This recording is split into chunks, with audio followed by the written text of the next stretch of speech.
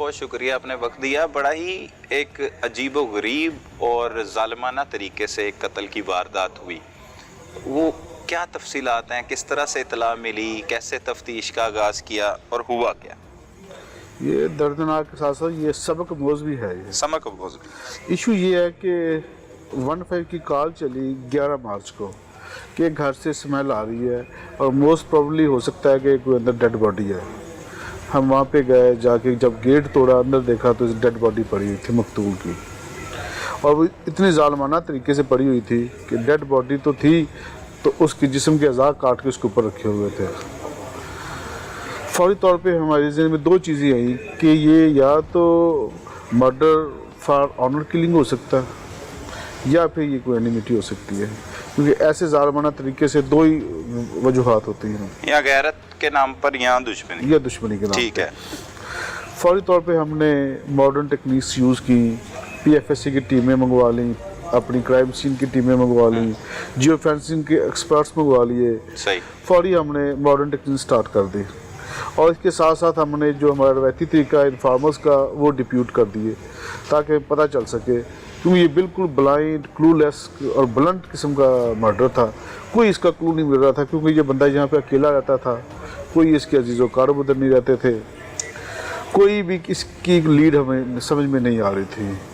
جب ہماری انفارمرز وہاں پہ گھومے پھرے تو پتہ چلا کہ کوئی ایک لڑکی 8-9 دن سے اس کے پاس رہ رہی تھی، جس سے ہمیں ہوا کہ ہو سکتا ہے یہ آنر کلنگ ہو۔ اس لڑکی کا پتہ کیا، کسی کو اس لڑکی کے متعلق نہیں پتا تھا۔ اچھا، یہ پتہ لگا کہ رہ رہی تھی لڑکی، رہ رہی تھی وہ بھی وہاں کے لوگوں کی وجہ سے۔ اور یہ جو شخص تھا جو مقتول تھا رشید، یہ اس کی فیملی رہتی تھی یہاں پر؟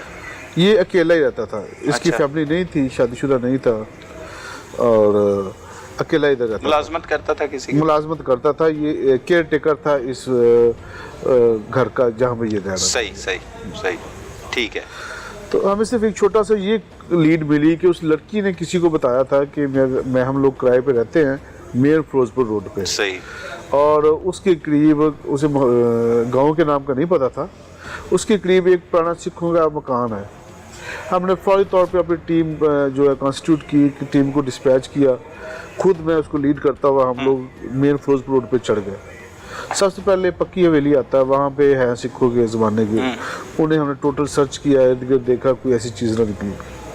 آگے گیا تو ایک گاؤں آتا ہے نبی بخش، وہاں پہ ہیں، اس کو ہم نے ٹوٹلی سرچ کیا جیسے مردم شماری کرتے ہیں، ڈور ٹو ڈور گئے، کوئی 100-125 کے قریب گھر ہم نے چیک کیے۔ وہاں سے ہمیں پتہ چلا ایک جنرل سٹور سے کہ جس نین نقش کی آپ لڑکی کا کہہ رہے ہیں وہ کوئی مہینہ ڈیڑھ پہلے یہاں پہ رہتی تھی، اور وہ جو کرائے پہ رہتی تھی وہ گھر ہے گندے نالے کے اوپر۔ ہم لوگ اس طرف گئے، پتہ کیا تو جو مالک مکان تھا اس نے کہا ہاں اس طرح کے رہتے تھے۔ ہم نے ان کا کرایہ داری کا جو فارم وہ چیک کیا، جب فارم چیک کیا تو اس میں سے ہمیں آئی ڈی کارڈ نمبر مل گیا۔ اس آئی ڈی کارڈ سے پتہ چل گیا کہ اس کے میاں کا کیا نام تھا، اس بی بی کا کیا نام تھا۔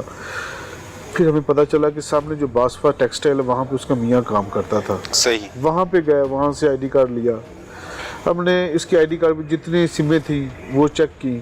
مین وائل ہمارا جو جیو فینسنگ کا جو کرائٹیریا چل رہا تھا وہ آلموسٹ کمپلیٹ ہو چکا تھا، اس میں جو اس وقت کی جو ایکٹیو نمبرز تھے وہ ہمارے پاس آ چکے تھے۔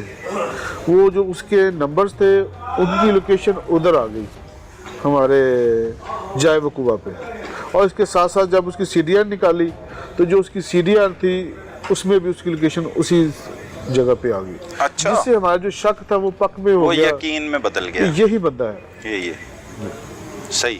اچھا، اس کے بعد کس طرح سے آپ نے تیاری کی، کس طرح سے سرچ کیا؟ مطلب لوکیشنز کی مدد سے ہی پتہ لگا کہ آپ کو ملزم کہاں پہ؟ اس کے بعد یہ ہے کہ ملزم بیسیکلی تھے ضلع بہاول نگر، تحصیل ہرون آباد کا گاؤں مدرسہ، وہاں کے۔ وہ یہاں سے کوچ کر گئے، چلے گئے یہاں سے، یہاں پہ ان کو ڈھونڈنا بہت مشکل ہو گیا۔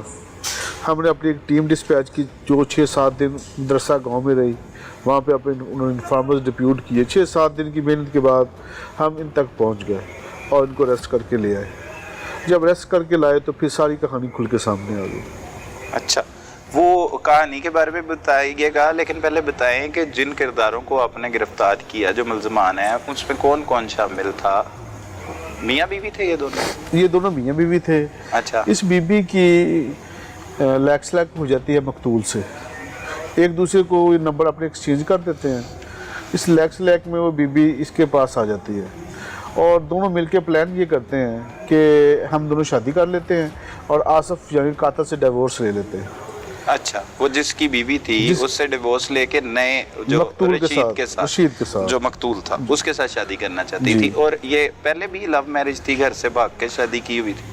आपस में थे तो ये रिश्तेदार, लेकिन लव मैरिज थी, माँ बाप की मर्जी के बगैर में शादी की थी। माँ बाप की मर्जी के बगैर। अच्छा, ये प्लानिंग इसने कर ली अपने आशना के साथ? आशना के साथ। अच्छा, और इसने उसको इन्फॉर्म भी कर दिया कातिल को कि मैंने तुमसे डिवोर्स लेके इससे शादी कर लेनी है। सही। जब उसको इस बात का पता चला तो वो उसे शदीद गुस्सा भी आया, रंज भी आया। उसने फौरी तौर पे अपने पेरेंट्स और लड़की के पेरेंट्स को बुलवाया, वो आए और लड़की को लेके चले गए वापस बहावलनगर। सही। ये रात इसने उधर स्टे कर ली। रात जब स्टे की, जैसे इसको रात को मौका मिला इसने उसको फंदा लगाया, उसके औजार बंद का। मकतूल की तरफ स्टे कर लिया? मकतूल की तरफ स्टे कर लिया। अच्छा, मकतूल से मेल जोल लड़की का ही था? लड़की की वजह से ये मिला? लड़की की वजह से ये भी आता जाता था उसके अच्छा, पास। ठीक है, ठीक है। उसका फिर औजार बंद से उसका गला दबा दिया, उसको फंदा करके मार दिया और उसके बाद उसके जिस्म के अज़ा जो वो काट दिए और वहाँ से फिर भाग गया। ये वहाँ से फरार हो गया। ये कत्ल फिर गैरत के नाम पर ही हुआ तकरीबन? जी, ये ऑनर किलिंग ही हुआ, लेकिन इसको ज़्यादातर ये था कि मेरी बीवी मुझसे डिवोर्स लेके इसके साथ शादी कर लेगी, इस बात का ज़्यादा रंज था इसको। रंज था जिसका उसने वो भरपूर बदला ले लिया इसको। तो बीवी पर भी कोई हमला करने की कोशिश की या क्या तफ्तीश में, और क्या क्या बातें सामने आई? नहीं, बीवी तो कत्ल होने से पहले वापस जा चुकी थी और अपने माँ बाप के पास रह रही थी। उसे तो कोई हमला करने की कोशिश की, क्योंकि जब हमने रेड करके पकड़ा है तो इसको अलग जगह से पकड़ा है और बीबी को उसके घर से पकड़ा है। सही। वो अपने घर में रह रही थी और ये जो कातिल था ये कहीं छुप के रह रहा था। छुप के रह रहा था। सही सही सही। इन दोनों को फिर गिरफ्तार किया। तो गिरफ्तार करने के बाद जब आपने इनसे तफ्तीश का आगाज किया तो इनका मौक़िफ़ क्या था? ये हीले बहानों से काम ले रहे थे, नहीं मर्डर था, कैसे मानना था उन्होंने। लेकिन जब हमने तमाम एविडेंसेस इनके सामने रख दिए तो फिर कोई इन्हें और रास्ता नज़र ही नहीं आया। फिर आपके सामने हर चीज़ इन्होंने बता दी कि जो जो इसने किया। लेकिन इस केस में अगर देखा जाए तो वो जो आसिफ है वो ही मरकज़ी मुलजिम है और वो ही मुलजिम है जिसने कत्ल की वारदात की, के साथ इसकी बीवी भी शामिल है? नहीं, सेंट्रल जो है ना अक्यूज यही है, आसिफ ही है। आसिफ ही है। वो खतून का इसमें कत्ल में नहीं है, इन्वॉल्वमेंट नहीं है? हाँ, नहीं, उसकी कंसेंट नहीं है इसमें। लेकिन फिर भी हिरासत में ले रखा है उसे। ये इंटेरोगेशन के लिए ज़रूरी था कि हम थारो इसकी इंटेरोगेशन कर सके ताकि कोई सुकम खाली ना रह जाए। कल को ये ना हो कि एक को हम चलान कर दें और इसका कोई ना कोई किरदार हो और वो किरदार बाकी रह जाए। ज़ाहिर मर्डर है और कत्ल को पूरे एविडेंसेस के साथ हमें चलान करना होता। सही सही सही। तो अब की तफ्तीश में क्या कुछ सामने आ चुका है कि वो खतून नहीं है इसमें शामिल? जी, अपेरेंटली ऐसी ही है।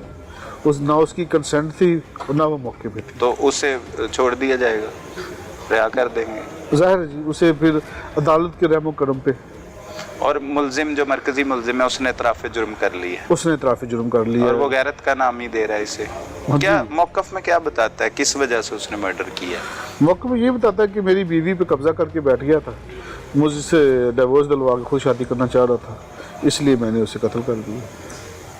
सही सही। लेकिन जिस तफाकी से कत्ल किया उसने, तो ये हमारे लिए बड़ा स्टनिंग था।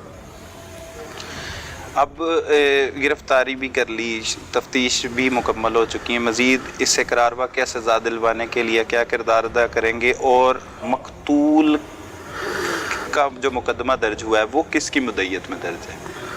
मकतूल का जो मुकदमा दर्ज हुआ है वो इसके मालिक की मुद्दत में हुआ है। अच्छा।